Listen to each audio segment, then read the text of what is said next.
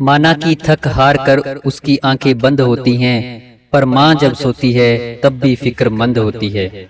MSG videos channel में आपका स्वागत है।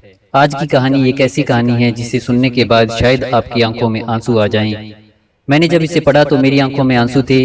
इतनी इमोशनल कहानी है। कहानी बड़ी खूबसूरत है। ये कहानी गांव के एक डाकिया की, एक पोस्टमैन अंकल की, जो बरसों से डाक बांटने का काम करते थे, चिट्ठी बांटने का काम करते थे। लेकिन आज उनके पास एक ऐसी चिट्ठी आई जिस पर नया पता लिखा था। इस पते पर आज तक उन्होंने कभी कोई चिट्ठी नहीं पहुंचाई थी। सारी चिट्ठियां बांटने के बाद वो जब घर पहुंचे, जहां का पता लिखा हुआ था, उस पते पर पहुंचे, दरवाजा खटखटाया, आवाज देकर कहा कि पोस्टमैन, चिट्ठी आई है। अंदर से एक लड़की की आवाज आई कि काका, दरवाजे के नीचे से चिट्ठी फेंक दीजिए। पोस्टमैन को बहुत गुस्सा आया कि इतनी दूर से चिट्ठी देने के लिए मैं आया हूँ। अंदर से महारानी साहिबा को यहाँ तक आने में जोर आ रहा है। कहने लगे, अरे रजिस्ट्री है, हस्ताक्षर करने पड़ेंगे, बाहर आओ। अंदर से आवाज आई, आती हूँ। 2, 3, 4, 5 मिनट हो गए, अंदर से कोई आया नहीं। उनका गुस्सा और बढ़ रहा था। अजीब बात है, मैं यहाँ चिट्ठी पहुंचाने आया हूँ और अंदर से कोई लेने के लिए नहीं आ रहा।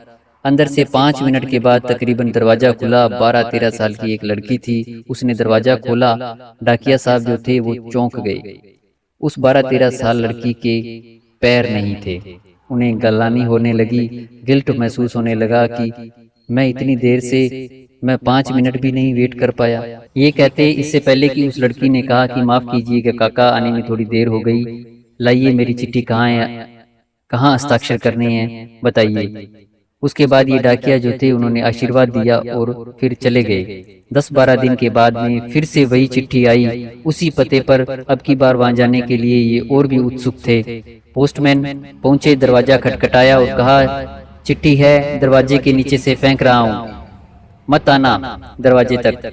तभी अंदर से आवाज आई, अरे काका रुको रुको रुको, आपको जाना नहीं है, रुको, आप जाना मत, चिट्ठी लेने के लिए मैं खुद आ रही हूँ। 2-3 मिनट के बाद वह लड़की आई और आकर के कहने लगी, लाइए मेरी चिट्ठी दीजिए, आप रुके रहिए, एक तोहफा आपके लिए लेकर आ रही हूँ। अंदर गई और वापस जब आई तो एक छोटा सा गिफ्ट। काका कहने लगे कि अरे यह क्या, यह मेरे लिए क्यों?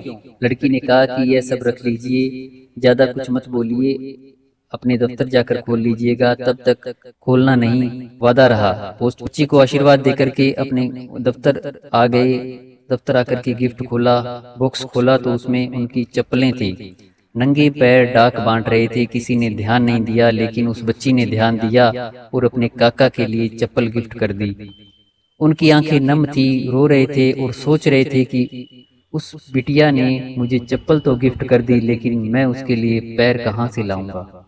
उन्होंने फिर से वही बात याद आने लगी जब वह 5 मिनट भी वेट नहीं कर पा रहे थे और गुस्सा हो रहे थे। इसी तरह की नई नई साखियाँ देखने के लिए अभी सब्सक्राइब करें आपके इस चैनल को। वीडियो अच्छी लगे तो इसे लाइक भी करें। कमेंट में सतगुरु जी का बख्शा हुआ पवित्र नारा जरूर लिखें।